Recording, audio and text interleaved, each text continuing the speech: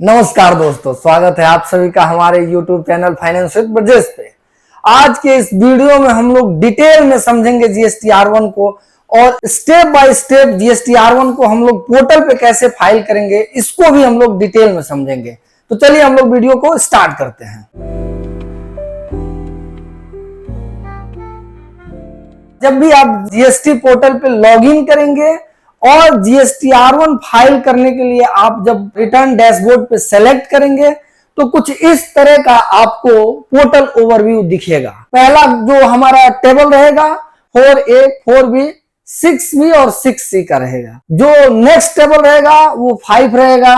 उसके बाद से 6A, 7, 8, 9, 11, 12, 13, 14 और 15। ये जो भी टेबल आपको दिख रहा है इन सभी टेबल्स को हम लोग डिटेल में समझेंगे एक एक करके। तो सबसे पहले हम लोग स्टार्ट करते हैं टेबल 4 को। अब जब भी आप पोर्टल देखते हैं तो उसमें टेबल 4 में 4A, 4B और 6B और 6C आता है। अब 6B और 6C को 4 के साथ जोड़ने का क्या मतलब है, आपके दिमाग में ये क्वेश्चन आ रहा होगा।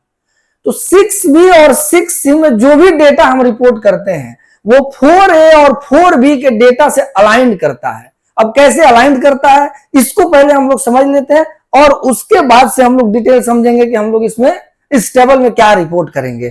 तो जो भी हमें 4A, 4B, 6B और 6C इन चारों टेबल में हमें जो रिपोर्ट करना है उसके लिए जो रिक्वायर्ड डॉक्यूमेंट चाहिए वो क्या है, ये है। जो इंपॉर्टेंट फील्ड होता है रेसिपिएंट का GSTN, receiver name, invoice number, invoice date, invoice value, place of supply, reverse charge, invoice type, taxable value, rate of tax और आईजीएसटी, सीजीएसटी जो भी है जो एप्लीकेबल है। ये जो भी हमने इंपॉर्टेंट फील्ड आपको बताया ये 4A, 4B, 6B और 6C चारों में ही सिमेट्रिक है। इसीलिए जीएसटी के पोर्टल पे इसको आसानी से भरने के लिए एक टेबल में चारों को सम्मिलित किया गया है। अब हम लोग देख लेते हैं कि ये चारों का मीन्स क्या है। 4A क्या है, ये एक समान इंट्रा स्टेट या इंटर स्टेट B2B सेल है। इंट्रा स्टेट मतलब with in state supply, means जहां टैक्स पेयर का रजिस्ट्रेशन है उसी स्टेट में अगर वो सप्लाई भी कर रहा है तो उसे हम लोग इंट्रा स्टेट सप्लाई कहेंगे। और अगर जिस स्टेट में रजिस्ट्रेशन है उससे दूसरे स्टेट में अगर गुड्स या सर्विस की सप्लाई की जा रही है तो उसको हम लोग इंटर स्टेट सप्लाई कहेंगे। तो जो हमारा 4A टेबल है वो सामान्य रूप से इंटर और इंट्रा स्टेट B2B सप्लाई। अब B2B सप्लाई क्या है, मीन्स एक रजिस्टर्ड टैक्स पेयर दूसरे रजिस्टर्ड टैक्स पेयर को अगर कोई चीज सप्लाई करता है तो उसको हम लोग B2B सप्लाई कहते हैं। तो यहां सामान्य रूप से इंट्रा स्टेट और इंटर स्टेट B2B सप्लाई होगा जब किसी जीएसटी रजिस्टर्ड डीलर से सामान्य वस्तु या सेवा बेची जा रही है। ध्यान रखना है ऐसी एंट्री सामान्य रूप से रिपोर्ट की जाएंगी। मीन्स अगर जो स्पेशल रहेंगे उसको मैं डिस्कस करूंगा कि उसे कहां रिपोर्ट करना है, लेकिन 4A में इंटर स्टेट और इंट्रा स्टेट B2B सप्लाई जो सामान्य रूप से सप्लाई है उसको हम लोग 4A में रिपोर्ट करेंगे। 4B क्या है, रिवर्स चार्ज मैकेनिज्म है। अगर कोई ऐसा सप्लाई है जिस पर रिवर्स चार्ज की एप्लीकेबिलिटी है, अब ध्यान रखना है सप्लाई तो मेरी है, आउटवर्ड सप्लाई मेरी है, लेकिन इस पर रिवर्स चार्ज की एप्लीकेबिलिटी है, मींस रेसिपिएंट को इस पर टैक्स पे करना है, तो उसको हम लोग 4B में कवर करेंगे। 6B क्या है, अब हमारे ही वहां एक इंटरेस्टिंग चीज मैं बता रहा हूं आपको कि इंडिया में ही कुछ सप्लाई ऐसा है जिसपे गवर्नमेंट के द्वारा जीएसटी नहीं लिया जाता है, उसको एक्सपोर्ट के तरह ट्रीट किया जाता है, मींस गवर्नमेंट के द्वारा उसको एग्जेम्प्ट किया गया है। लेकिन जो भी डेटा फीड करना है हमको, वो जो मैंने अभी थोड़ी देर पहले बताया कि वो एंटिटी का जीएसटी चाहिए, उसका इनवॉइस नंबर चाहिए, वो सारा डिटेल हमको इस केस में भी चाहिए। SEZ यूनिट या SEZ डेवलपर को की गई सप्लाई, मींस अगर हम लोग स्पेशल इकोनॉमिक जोन को अगर हम कोई भी सप्लाई करते हैं तो उसको लगभग एक्सपोर्ट की तरह ट्रीट किया जाता है। लेकिन अब इसको हम लोग एक्सपोर्ट वाले टेबल के साथ क्यों नहीं रख रहे हैं, क्योंकि एक्सपोर्ट के केस में अभी आप देखेंगे कि हमें कस्टम इनवॉइस वगैरह इन सब चीजों की रिक्वायरमेंट होती है, लेकिन सेज में ऐसी रिक्वायरमेंट नहीं है, क्योंकि हमें ऐसा कुछ तो है नहीं कि पोर्ट के थ्रू हमें माल रिसीव करना है या सप्लाई करना है। यहाँ तो अपने ही कंट्री से अपने कंट्री में सप्लाई करना है, लेकिन कुछ स्पेशल इकोनॉमिक जोन डिफाइन किया है गवर्नमेंट के द्वारा जिसमें हम सप्लाई कर रहे हैं और जिसमें हमें ये बेनिफिट एक्सपोर्ट की तरह बेनिफिट मिलता है। तो वो हमारा 6B का कॉलम हो गया। 6C जो है, जैसे एक्सपोर्ट ओरिएंटेड यूनिट, कुछ यूनिट्स को स्पेसिफाई किया गया है कि अगर वो पर्टिकुलर टर्म कंडीशन स्पेसिफाई करता है तो उसको हम लोग एक्सपोर्ट ओरिएंटेड यूनिट मानेंगे, और उस केस में भी जो आप सप्लाई कर रहे हैं उस यूनिट को, तो उसको भी लगभग एक्सपोर्ट की तरह ट्रीट किया जाएगा, इसीलिए हम इसको डीम्ड एक्सपोर्ट कहते हैं। लेकिन इसका भी रिपोर्टिंग सेम वैसा ही है जैसा हम लोग 4A का रिपोर्टिंग कर रहे हैं।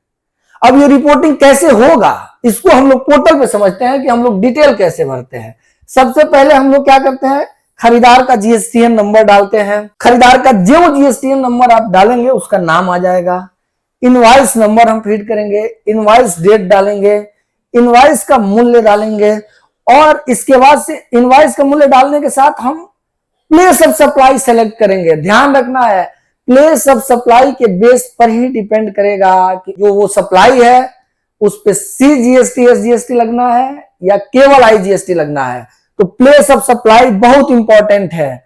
इसके बाद से हम लोग क्या देखेंगे, कोड जो भी रहेगा और जो टैक्सेबल वैल्यू रहेगा और उस पे टैक्स का कैलकुलेशन हो जाएगा। जैसे आप देखिए, रेसिपिएंट का जीएसटी नंबर सही भरना है। ध्यान रखना है, अगर आप रेसिपिएंट का जीएसटी नंबर गलत भर देंगे तो रेसिपिएंट को उसका ITC नहीं मिलेगा। मींस जो हम लोगों ने पिछले वीडियो में डिस्कस किया था कि GSTR 2A 2B में वो डेटा रिफ्लेक्ट नहीं करेगा। तो ध्यान रखना है, जब भी हम लोग टेबल 4 भरे तो उसमें करेक्ट GSTN भरे, इनवॉइस नंबर सही भरना है, नहीं तो मिलान में समस्या आ जाएगा। प्लेस ऑफ सप्लाई सही भरना है। प्लेस ऑफ सप्लाई इतना इंपॉर्टेंट है कि अगर आप प्लेस ऑफ सप्लाई गलत भर देंगे, मीन्स अगर कोई सप्लाई हमारा उत्तर प्रदेश में है और अगर हम उसका place of supply Bihar select कर लें और मैं रजिस्टर्ड टैक्स पेयर हूं बिहार का, तो उस केस में उस सप्लाई पे CGST SGST लग जाएगा, जिसका नुकसान क्या होगा कि जो भी आपका रेसिपिएंट है उसको ITC नहीं मिल पाएगा। क्योंकि ITC मिलने के लिए प्लेस ऑफ सप्लाई बहुत इंपॉर्टेंट है कि अगर आप कोई इंटर स्टेट ट्रांजेक्शन कर रहे हैं तो उस पर 100% IGST लगा होना चाहिए। तो प्लेस ऑफ सप्लाई इंपॉर्टेंट है। RCM देखना है कि क्या जो आप सप्लाई कर रहे हैं उस पर RCM एप्लीकेबल है या नहीं। अगर है तो आपको यहाँ यस कर देना है, नहीं है तो नो कर देना है। अगर जब आप यहाँ यस करेंगे तुरंत रेसिपिएंट के 2B में रिफ्लेक्ट करने लगेगा कि जो भी ये सप्लाई तुमने रिसीव किया है इस पे तुमको GST पे करना है। अगर आप यहाँ नो कर देंगे तो ये उसके वहां रिफ्लेक्ट नहीं होगा। इसके अलावा टैक्सेबल वैल्यू को ध्यान से कैलकुलेट करना है, रेट प्रॉपर तरीके से कैलकुलेट करना है। तो ये था डिटेल टेबल 4। अब हम लोग बढ़ते हैं टेबल 5 के तरफ। टेबल 5 क्या है, B2C लार्ज। अब ध्यान रखना है, B2B और B2C। B2B अभी हमने डिस्कस किया कि एक रजिस्टर्ड टैक्स पेयर दूसरे रजिस्टर्ड टैक्स पेयर को सप्लाई करता है तो वो B2B है और वो टेबल 4 में दिखेगा। अब आता है बात B2C। अब B2C क्या है, अगर एक रजिस्टर्ड टैक्स पेयर किसी कंज्यूमर को सप्लाई कर रहा है या नॉन रजिस्टर्ड पर्सन को सप्लाई कर रहा है, मींस जिसके पास रजिस्ट्रेशन नहीं है, तो उसको हम लोग क्या कहेंगे, वो सप्लाई होगा हमारा B2C। अब GSTR1 में सहूलियत के लिए दो तरीके से इसको डिवाइड किया गया है। एक है टेबल 5 और दूसरा है टेबल 7। टेबल 5 और टेबल 7। टेबल 5 क्या है, इसमें दो कंडीशन मस्ट है। हमारा B2C जो सप्लाई है वो इंटर स्टेट होना चाहिए, मींस एक स्टेट से दूसरे स्टेट होना चाहिए।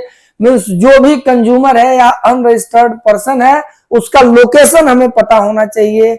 अगर वो इंटर स्टेट सप्लाई है और जो उसका लिमिट है, मींस जो टैक्सेबल वैल्यू है हमारा वो 2.5 लाख से ऊपर होना चाहिए। मींस दो कंडीशन इंपॉर्टेंट है, पहला सप्लाई इंटर स्टेट हो और दूसरा टैक्सेबल वैल्यू अगर 2.5 लाख से ज्यादा हो तो उस केस में हमें उस इनवॉइस को अलग अलग तरीके से शो करना है। ये ध्यान रखना है। हम लोग कैसे प्लेस ऑफ सप्लाई डिफाइन करेंगे, इनवॉइस नंबर डिफाइन करेंगे, इनवॉइस डेट करेंगे। ध्यान रखना है इसमें GST नंबर नहीं आएगा। क्यों? क्योंकि ये रजिस्टर्ड टैक्स पेयर नहीं है। ठीक है, अगर रजिस्टर्ड टैक्स पेयर रहेगा तो ये टेबल नंबर 4 में कवर हो जाएगा। इसके बाद हम इनवॉइस वैल्यू डालेंगे, बायर टाइप में अनरजिस्टर्ड सेलेक्ट हो जाएगा, टैक्सेबल वैल्यू रहेगा और टैक्स का कैलकुलेशन रहेगा। इन सभी चीजों को ध्यान रखना है। अगर वो इंटर स्टेट सप्लाई नहीं है तो यहां रिपोर्ट करने की आवश्यकता नहीं है। तब B2C सप्लाई कहां रिपोर्ट होगा, टेबल नंबर 7 में, जिसको हम लोग अभी डिटेल में डिस्कस करेंगे कि टेबल नंबर 7 क्या है। इसमें टर्म कंडीशन एकदम क्लियर रखना है कि अगर 2.5 लाख से ज्यादा होता है और इंटर स्टेट है तो उसको अलग अलग रिपोर्ट करना है। अब हम लोग चलते हैं नेक्स्ट टेबल पे। नेक्स्ट टेबल है एक्सपोर्ट इनवॉइस। अभी थोड़ी देर पहले मैं कह रहा था कि हम लोग टेबल नंबर 4 में 6B और 6C को रिपोर्ट कर रहे हैं, लेकिन 6A को यहां रिपोर्ट कर रहे हैं। क्यों 6A को अलग कर रहे हैं उससे? क्योंकि इसमें कुछ स्पेसिफिक डॉक्यूमेंट चाहिए होता है जो डीम्ड एक्सपोर्ट या SEZ के एक्सपोर्ट में नहीं चाहिए होता है। वो स्पेसिफिक डॉक्यूमेंट क्या है? जैसे हमको इसमें शिपिंग बिल नंबर डालना होता है, इसमें पोर्ट का कोड डालना होता है, शिपिंग बिल का डेट डालना होता है, एक्सपोर्ट इनवॉइस का डेट डालना होता है। ये आपको डीम्ड एक्सपोर्ट या SEZ को सप्लाई में नहीं जरूरत है। इसलिए पोर्टल पे सहूलियत से रिपोर्टिंग करने के लिए 6B और 6C को हम लोग टेबल नंबर 4 में डाल रखे हैं। और जो एक्सपोर्ट की सप्लाई होगी हमारी, वो सप्लाई हम लोग कहां करेंगे? एक्सपोर्ट की सप्लाई हम लोग टेबल नंबर 6A में करेंगे। इसमें किसी प्रकार का कोई कंफ्यूजन नहीं होना चाहिए। एक्सपोर्ट इनवॉइस की रिपोर्टिंग यहां करनी है। गुड्स या सर्विस जो इंडिया के बाहर सप्लाई किए जा रहे हैं उन्हीं की रिपोर्टिंग यहां होगी। इनवॉइस वाइज रिपोर्टिंग होती है। एक्सपोर्ट सप्लाई 0 रेटेड होती है, ये ध्यान रखना है। सही रिपोर्टिंग से रिफंड या ITC क्लेम करने में आपको सुविधा होगी। गुड्स या सर्विस का एक्सपोर्ट विथ पेमेंट या विदाउट पेमेंट अगर होता है, क्योंकि इसमें आपको ध्यान रखना है, एक हम लोग लेटर ऑफ अंडरटेकिंग लेते हैं या बॉन्ड साइन करके डिपार्टमेंट को देते हैं, तो इन सभी चीजों का यहाँ डिटेल अलग अलग करके हमें डालना है। तो ध्यान रखना है, हम लोगों को एक्सपोर्ट का टाइप सही सिलेक्ट करना है, इनवॉइस नंबर सही सिलेक्ट करना है, शिपिंग बिल का डिटेल ध्यान से भरना है, इसके अलावा टैक्सेबल वैल्यू सही रिपोर्ट करना है। अब जो हम अभी बता रहे थे आपको, शिपिंग बिल और शिपिंग डेट, ये सब सही तरीके से भरेंगे तो ही आपको जो भी रिफंड लेना है उसमें आसानी होगी। नेक्स्ट हम लोग देख लेते हैं टेबल नंबर 7। टेबल नंबर 7 बहुत इंपॉर्टेंट है। जो भी B2C सप्लाई है, अगर टेबल नंबर 5 के कंडीशन को मीट नहीं करता है, मतलब वो inter state supply as well as 2.5 lakh से ज्यादा का एक इनवॉइस नहीं है, तो वो सभी रिपोर्टिंग जो होगा वो कहां रिपोर्ट होगा? टेबल नंबर 7 में। अब टेबल नंबर 7 में हम लोग क्या रिपोर्ट करेंगे? अनरजिस्टर्ड बायर को की गई टैक्सेबल सप्लाई जो है उसको हम लोग टेबल नंबर 7 में रिपोर्ट करेंगे। इंट्रा स्टेट B2B सप्लाई और इंटर स्टेट B2B सप्लाई दोनों ही यहां रिपोर्ट किया जा सकता है अगर 2.5 लाख से ज्यादा न हो तो। इंटर स्टेट और इंट्रा स्टेट सप्लाई के बारे में हम लोगों ने डिस्कस कर लिया है। इसके अलावा बायर GST रजिस्टर्ड नहीं होता है, यहाँ बायर को कोई ITC नहीं मिलता है। डेटा अक्सर जो है प्लेस ऑफ सप्लाई के बेस पे और रेट के बेस पे डिफाइन होगा। तो हम इसको कैसे दिखाएंगे पोर्टल पे, ये हम लोग देख लेते हैं। इस तरह का एक पोर्टल आपके सामने ओपन हो जाएगा। उसमें आपको प्लेस ऑफ सप्लाई सेलेक्ट कर लेना है। प्लेस ऑफ सप्लाई से ही डिफाइन होगा कि IGST लगना है कि CGST SGST लगना है। इसके अलावा जो भी है इंटर स्टेट B2B सप्लाई या inter state B2B supply, nature select कर लेना है, रेट सेलेक्ट कर लेना है, टैक्सेबल वैल्यू, अगर वो इंटर स्टेट है तो IGST लग जाएगा, इंट्रा स्टेट है तो CGST और SGST लग जाएगा। एक चीज और ध्यान रखना है, टेबल नंबर 7 में जो भी रिपोर्टिंग होगा ये कंसोलिडेटेड रिपोर्टिंग है, यहाँ बिल वाइज रिपोर्टिंग नहीं करना है। जैसा कि हम लोगों ने अभी 5 में देखा कि अगर हमारा टर्म कंडीशन मीट होता है तो बिल वाइज रिपोर्ट करना है 5 में हमको B2C को, लेकिन इस केस में क्या करना है? हमें कंसोलिडेटेड रिपोर्टिंग करना है। अगर हमने 500 B2B बिल सप्लाई किया है और सब बिल छोटे छोटे हैं तो सबको एक साथ इकट्ठा करके हम लोग रिपोर्ट कर देते हैं। यही रीजन है कि आप इसमें देखेंगे कि कहीं भी बिल का ऑप्शन नहीं है कि आप बिल वाइज डिटेल अपलोड करिए। ठीक है, टेबल नंबर 7 के बाद हम लोग टेबल नंबर 8 पे पहुंचते हैं। टेबल नंबर 8 ये भी इंपॉर्टेंट है। Table number 4, table number 5, table number 6 और टेबल नंबर 7 जो हम लोगों ने डिस्कस किया, उसमें क्या है कि टेबल नंबर 4 और टेबल नंबर 7 और टेबल नंबर 5 तीन टेबल का डेटा GSTR 3B में डायरेक्ट पॉपुलेट होता है आउटवर्ड सप्लाई जो टैक्सेबल है। अब इसके बाद से टेबल नंबर 8 है जिसको ध्यान से भरना है, नील रेटेड, एग्जेम्प्टेड और नॉन GST सप्लाई। अब इन तीनों में डिफरेंस क्या है? इन तीनों में डिफरेंस नील रेटेड जिसपे GST का रेट 0 हो, एग्जेम्प्टेड जो पर्टिकुलर सरकार के द्वारा नोटिफिकेशन ला के एग्जेम्प्ट किया गया हो, मींस जो सेक्शन 11 में पर्टिकुलरली एग्जेम्प्ट किया गया है, और नॉन GST सप्लाई जो GST के स्कोप से बाहर है, जैसे डीजल, पेट्रोल, तो ध्यान रखना है इन तीनों चीजों को अलग अलग सही तरीके से रिपोर्ट करना है। और कौन inter state supply to registered person है, कौन intra state supply to registered person है और कौन अनरजिस्टर्ड पर्सन है, इसको भी सही तरीके से अपलोड करना है ताकि आपको जीएसटीआर 3B में सही डेटा रिफ्लेक्ट हो और बुक्स से आप सही तरीके से मिलान कर लें। नेक्स्ट टेबल को हम लोग देखते हैं, टेबल 9। टेबल 9 में हम लोग क्या रिपोर्ट करेंगे, क्रेडिट नोट और डेबिट नोट। अब क्रेडिट नोट और डेबिट नोट जब भी हम लोग इशू करते हैं तो वो किसी ओरिजिनल इनवॉइस के रेस्पेक्ट में होता है। क्या है, क्रेडिट नोट और डेबिट नोट कोई सेपरेट एंटिटी नहीं है, ये किसी न किसी इनवॉइस के अगेंस्ट रेज किया जाता है। तो उस केस में जब भी हमें पोर्टल पे चीजों को अपलोड करना है तो हमारे पास ओरिजिनल इनवॉइस का डिटेल होना इंपॉर्टेंट है। अब हम लोग देख लेते हैं, रजिस्टर्ड पर्सन को इशू किए गए क्रेडिट नोट और डेबिट नोट को हम लोग यहां दिखाते हैं। ये नोट ओरिजिनल टैक्सेबल सप्लाई को रिड्यूस या इंक्रीज करता है। अगर हम क्रेडिट नोट इशू करते हैं तो रिड्यूस करता है, अगर हम डेबिट नोट इशू करते हैं तो वो इंक्रीज करता है। लेकिन ध्यान रखना है ये ओरिजिनल इनवॉइस के अगेंस्ट होगा, ऐसा नहीं है कि इसको हम अलग से इशू कर सकते हैं। सिर्फ B2B रजिस्टर्ड बायर के लिए है, ये भी इंपॉर्टेंट चीज ध्यान रखना है कि डेबिट नोट क्रेडिट नोट जो भी होगा ये सिर्फ B2B इनवॉइस जो हम लोगों ने रेज किया है उसके लिए होगा। अगर क्रेडिट नोट हम इशू करते हैं तो ये वैल्यू कम करता है, डेबिट नोट इशू करते हैं तो ये वैल्यू बढ़ाता है। दोनों ओरिजिनल इनवॉइस के रेफरेंस में रहेगा। इंपॉर्टेंट फील्ड इसमें क्या रहेगा, रेसिपिएंट का GST number, debit note credit note का नंबर और ओरिजिनल इनवॉइस का नंबर और डेट, क्योंकि वो रेफरेंस हमको यहां देना है, ये ध्यान रखना है। तो हम लोग जब भी डेबिट नोट क्रेडिट नोट को अपलोड करेंगे पोर्टल पे तो सबसे पहले हम लोग जो डेटा कलेक्ट करेंगे वो क्या करेंगे, पहले ओरिजिनल इनवॉइस कलेक्ट करना है, उसका डेट कलेक्ट करना है और फिर जो भी हम लोग नोट इशू कर रहे हैं उसका नंबर और उसका प्रॉपर तरीके से टैक्सेबल वैल्यू और टैक्स हमारे पास होना चाहिए, तो ही हम इसको प्रॉपर तरीके से रिपोर्ट कर पाएंगे। नेक्स्ट टेबल हम लोग देख लेते हैं, अमेंडमेंट B2B लार्ज इनवॉइसेस। अगर कोई भी लार्ज इनवॉइस है और उसमें हम B2C इनवॉइस है, अगर उसमें हम कुछ अमेंडमेंट करना चाहते हैं तो वो हम टेबल नंबर 8 में जाके, और उस केस में भी ध्यान रखना है कि हम जो भी रिवाइज कर रहे हैं ओरिजिनल और रिवाइज का डिटेल हमारे पास होना चाहिए। जो भी हम ओरिजिनल हमारे पास इनवॉइस है, जो भी हम रिवाइज कर रहे हैं, दोनों डेटा अगर हमारे पास हो तो इस तरीके से हम उसको टेबल नंबर 10 में जाके फिल कर देंगे। नेक्स्ट टेबल हम लोग देख लेते हैं, एडवांस रिसीट और एडजस्टमेंट। अब ध्यान रखना है, गुड्स के केस में तो नहीं लेकिन सर्विस के केस में ऐसा है कि अगर आप एडवांस रुपया भी रिसीव करते हैं तो उस पर भी जीएसटी की लायबिलिटी है।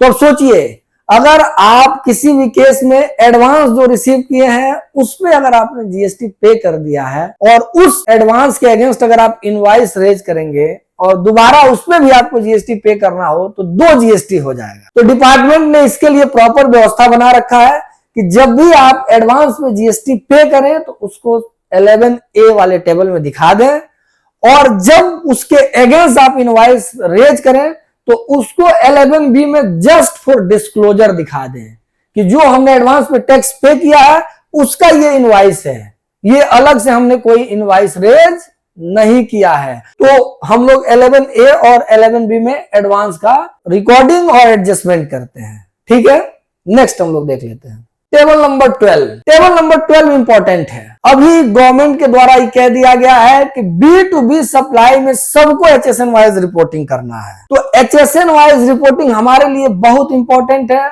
ये हार्मोनाइज सिस्टम ऑफ नोमेनक्लेचर जो गुड्स का है या सर्विस के केस में SSC हमें रिपोर्ट करना है। आउटवर्ड सप्लाई का HSN वाइज समरी यहाँ रिपोर्ट किया जाता है। सभी B2B, B2C, export, sales, deemed export और एडवांस को इंक्लूड करते हैं हम लोग। यहाँ आइटम लेवल पर कंसोलिडेटेड डिटेल्स बतानी होती है, मींस यहाँ जो भी हम रिपोर्ट करेंगे वो आइटम वाइज रिपोर्ट हम लोग करेंगे, कंसोलिडेटेड रिपोर्टिंग हमें नहीं करनी है। टेबल नंबर 12 हम लोग देखते हैं HSN समरी।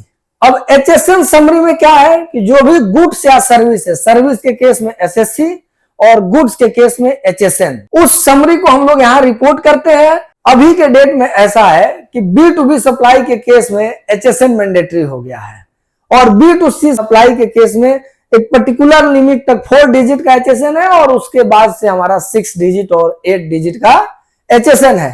तो हम HSN वाइज समरी ऐसे रिपोर्ट करेंगे। इसमें HSN कोड रहेगा, डिटेल रहेगा डिस्क का, और यूनिक जो क्वांटिटी कोड है वो यहाँ इंपॉर्टेंट है, क्योंकि डिपार्टमेंट के द्वारा सभी गुड्स के लिए पर्टिकुलर यूक्यूसी दिया गया है। सही यूक्यूसी डालना इंपॉर्टेंट है। क्वांटिटी रहेगा, टोटल वैल्यू रहेगा, टैक्सेबल वैल्यू रहेगा, रेट और जीएसटी ध्यान रखना है।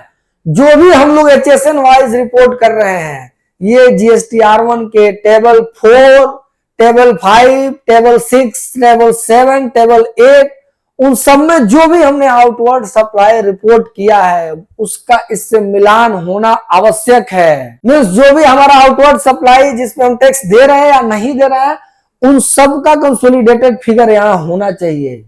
मींस HSN वाइज जो भी समरी है और आउटवर्ड सप्लाई 100% मैच करना चाहिए, ये आपको ध्यान रखना है। टेबल नंबर 13 में हम लोग डॉक्यूमेंट रिपोर्ट करते हैं कि कितना इनवॉइस हमने रेज किया, कितना debit note credit note raise किया, क्या कैंसिल हो गया। इन सभी चीजों को हम लोग पर्टिकुलर तरीके से इसमें इस तरह से रिपोर्ट करते हैं कि नेचर क्या है डॉक्यूमेंट का, इनवॉइस नंबर, कहां से कहां तक रिपोर्ट किए, इसमें क्या कैंसिल हो गया और नेट इनवॉइस क्या बचा हुआ है। तो ये भी इंपॉर्टेंट कॉलम है और अभी के डेट में बिना इसको फीड किए आप GSTR1 फाइल नहीं कर सकते हैं। नेक्स्ट देख लेते हैं, supply made through e commerce operator. इसमें 2 टॉपिक इंपॉर्टेंट है जिसको पहले हम लोग समझ लेते हैं। ई कॉमर्स ऑपरेटर में 2 तरह से सप्लाई होता है। एक ई कॉमर्स ऑपरेटर का सप्लाई है जिसमें ई कॉमर्स ऑपरेटर केवल हमसे TCS कलेक्ट कर लेता है। मीन्स हम केवल ई कॉमर्स ऑपरेटर को अपने सुविधा के लिए, मीन्स अपने गुड्स या सप्लाई को वाया ई कॉमर्स ऑपरेटर अगर हम सेल कर रहे हैं, इनवॉइस हम डायरेक्ट पार्टी को रेज कर रहे हैं, उस केस में ई कॉमर्स ऑपरेटर क्या करता है, केवल और केवल पैसा कलेक्ट करता है और गुड सप्लाई करता है रेसिपिएंट को। और जब भी आपको पेमेंट करता है तो उसमें TCS कलेक्ट करके और जो भी उसका कमीशन रहता है वो कलेक्ट करके सप्लायर को पेमेंट कर देता है। एक ये केस है। उस केस में क्या होता है, गवर्नमेंट के द्वारा ये बताया गया है कि उस केस में आप जो भी अपना टेबल नंबर 14 है इसमें केवल रिपोर्ट कर दें कि किस किस ऑपरेटर से आप सर्विस लिए हैं, ताकि लोकेट हो पाए कि कौन कौन सा ऑपरेटर है जिस ऑपरेटर के माध्यम से आप अपना सप्लाई कर रहे हैं। तो उस केस में ऑपरेटर का GST नंबर, ऑपरेटर का नाम, नेचर और टोटल टैक्सेबल वैल्यू और GST हम लोग अपलोड करते हैं। एक केस ही कॉमर्स ऑपरेटर में और होता है, जैसे स्विगी, जोमेटो, इनके ऊपर गवर्नमेंट ने कहा कि टैक्स की लायबिलिटी इनकी है, इसमें TCS का मुद्दा नहीं है। इसमें जो भी सप्लाई आप स्विगी और जोमेटो के थ्रू करेंगे, इसमें जो टैक्स का पोर्शन होगा वो स्विगी और जोमेटो को पे करना है। तो इस केस में क्या रहता है, उसका रिपोर्टिंग हमको टेबल नंबर 15 में करना है। उसमें हम लोग कैसे करते हैं रिपोर्टिंग, ये हमारा ऑपरेटर का GST नंबर रहेगा, नाम रहेगा, सप्लाई रहेगा और इस तरह से टैक्सेबल वैल्यू और हम GST डाल देते हैं। इससे क्या रहता है कि गवर्नमेंट को ये लोकेट हो जाता है कि कौन से ऑपरेटर के थ्रू सप्लाई हुआ है और क्या उस ऑपरेटर ने जो GST टैक्स जमा करना था वो किया है कि नहीं। तो आज के इस वीडियो में हम लोगों ने डिटेल में समझा टेबल नंबर 4 से लेकर टेबल नंबर 15 तक हमें कौन सा फिगर कहां रिपोर्ट करना है। और एक और चीज ध्यान रखना है, अगर आप सही फिगर सही जगह रिपोर्ट नहीं करेंगे तो इसका 2-3 नुकसान हो सकता है। एक तो आपके रेसिपिएंट को सही तरीके से ITC नहीं मिलेगा, दूसरा आपके GSTR 3B में सही तरीके से डेटा ऑटो पॉपुलेट नहीं होगा, और तीसरा आपके बुक्स से आपका रिटर्न मैच नहीं करेगा।